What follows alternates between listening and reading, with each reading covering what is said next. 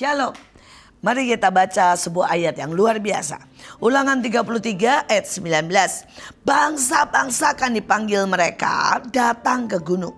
Di sanalah mereka akan mempersembahkan korban sembelian yang benar. Sebab mereka akan menghisap kelimpahan dan harta terpendam. Bapak Ibu, banyak orang berkata bagaimana menjadi kaya. Bagaimana kita mendapat kelimpahan. Bagaimana kita diberkati. Kenapa hidup saya seperti ini. Kenapa banyak orang diberkati. Banyak orang mengalami mujizat. Banyak orang mengalami terobosan ekonomi. Tetapi saya macet dan mandek. Mari kita baca ayat ini. Dikatakan banyak bangsa dipanggil. Dan semuanya dipanggil ke gunung. Ini yang pertama. Untuk saudara diberkati, untuk saudara maju, untuk saudara ke next level, beranikan naik ke gunung. Gunung apa? Bisa macam-macam. Gunung penyembahan. Gunung untuk saudara bertekad belajar.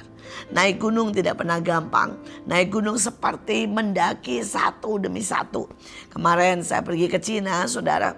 Dan terpaksa kami harus naik gunung. Ya, jalan kaki. Dan saya cuma bisa sampai di setengahnya. Karena setengahnya aja 30.000 langkah. Dan saya sudah lemes kakinya. Tapi yang saya kagum saudara. Saya melihat orang-orang China. Itu saudara umur 30, 50. Bahkan ada anak-anak umur 10 tahun. Ada yang 60 tahun, 70 tahun. Dengan sangat mudanya. Naik ke gunung dan lari. Pada waktu saya lihat, saya berkata, why? Bagaimana mereka bisa begitu mudah dan buat saya begitu susah?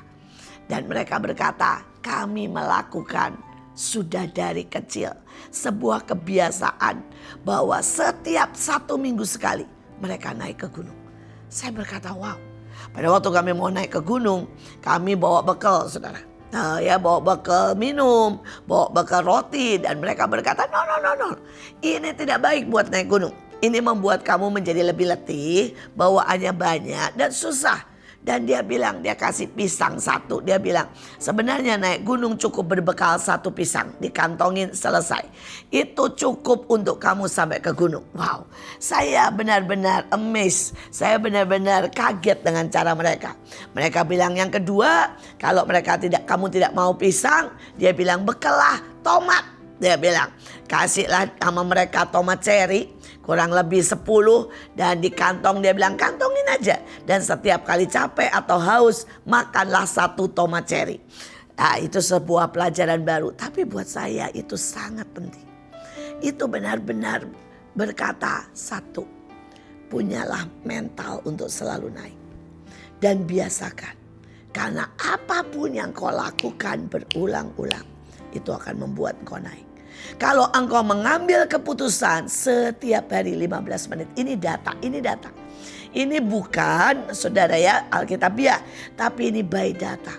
Saudara ambil setiap hari 15 menit sesuatu yang kau tidak pelajari. Engkau bisa 15 menit belajar Alkitab. Engkau bisa 15 menit berdoa. Engkau bisa 15 menit belajar AI. Engkau bisa 15 menit belajar bicara.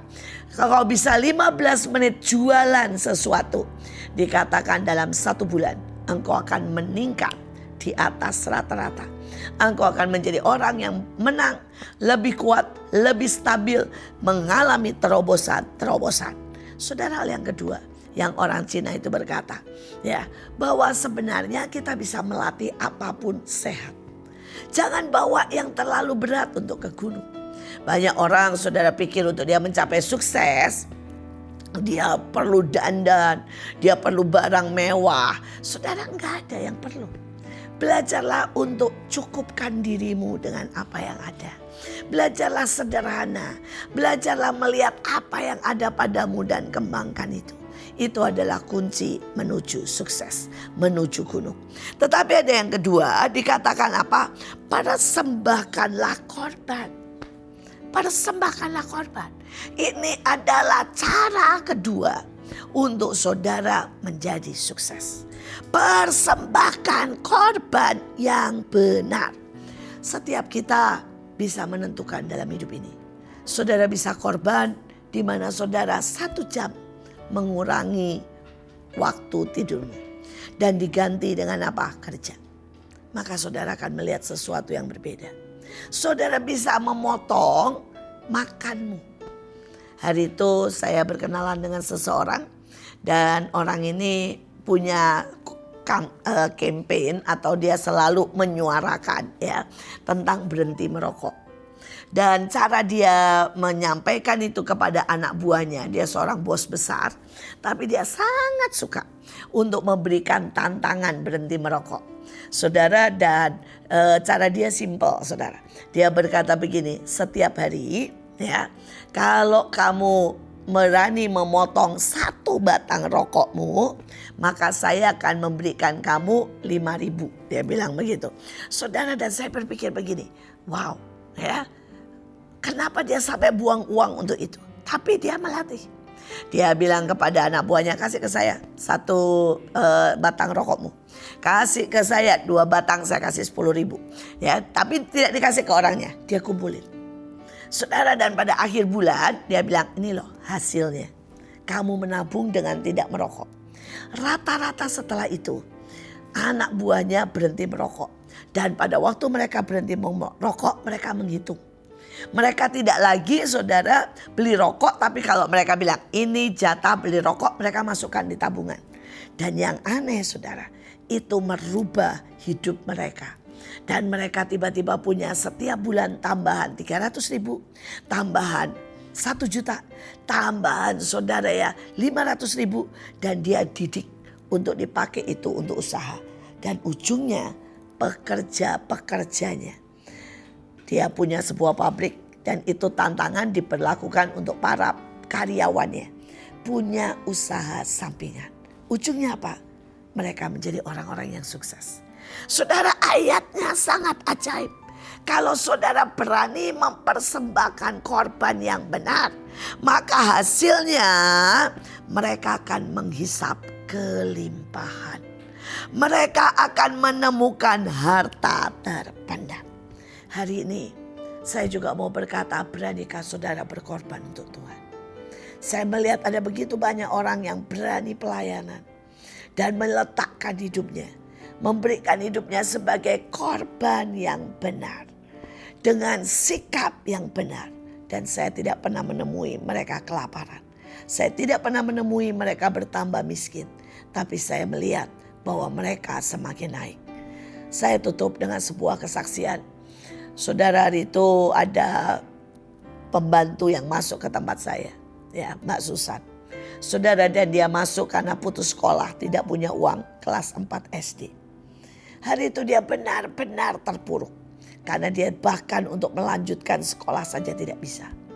Tetapi saya membawa dia dan mengajari untuk berkata, Mbak mau gak kerja sembari belajar? Ambillah paket A, paket B sampai S1 dan S2. Singkat cerita, dia berani berkorban. Dia tidak bermain-main, dia tidak bersantai-santai, tapi dia sekolah sampai S2 online. Saudara bayangkan, dari putus sekolah kelas 4 SD sampai S2 online. Tapi dia tidak berhenti sampai di situ. Dia meletakkan dirinya.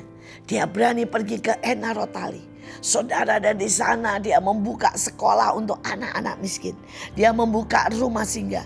Orang berkata, ngapain di Enarotali, miskin, jauh, susah. Bahkan hari itu dia sampai tidak punya rumah, tidak bisa makan. Tapi hari ini dia punya 2.000 meter persegi. Dan itu untuk apa? Untuk sekolah dan untuk tempat tinggalnya. Dia punya radio, dia punya toko, dia punya sekolah TK, SD, SMP. Dia dipercaya oleh begitu banyak orang. Saudara, dia punya link dengan gubernur dan bupati. Dia mengadakan KKR setiap bulan. Dia punya gereja, punya jemaat. Sekali lagi, setiap kita yang berani meletakkan korban, berani naik ke gunung, Tuhan akan melimpahi dengan segala yang benar. Tuhan Yesus memberkati.